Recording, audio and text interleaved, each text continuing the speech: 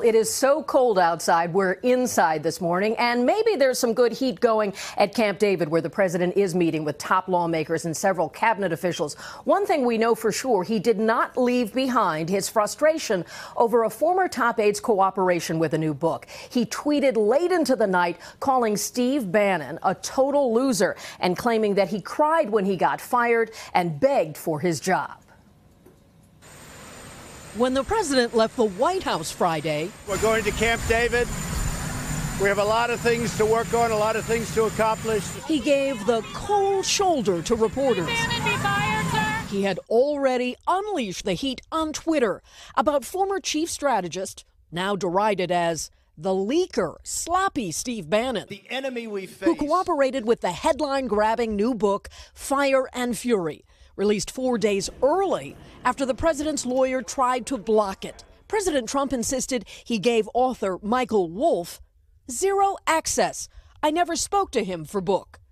But Wolff told Savannah exclusively on Today. I absolutely spoke to the president. Whether he realized it was an interview or not, I don't know. Wolff writes that Trump's inner circle questions his fitness to serve. Let me put a marker in the sand here. 100% of the people around him.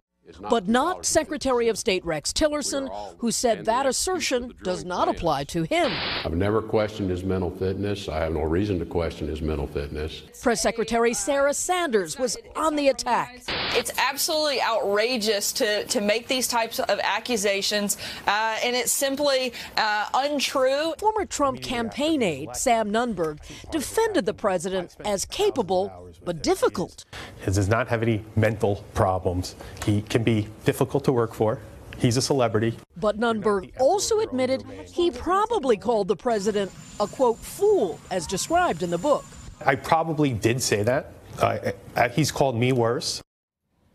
And while there's so much controversy about what's in this book about the first year of the Trump White House officials are trying to draw attention to some things they're working on. Overnight, they also released some photos of the meetings at Camp David. And senior Democrats say that the president proposed a request for $18 billion to fund his immigration border wall in exchange for trying to smooth the way for some young immigrants who were brought here illegally, trying to focus on what they're planning and a little bit less about the book. Craig, Chanel. All right, Kelly, thank you. Hello, Today fans. Thanks for checking out our YouTube channel. Subscribe by clicking that button down there and click on any of the videos over here to watch the latest interviews, show highlights, and digital exclusives.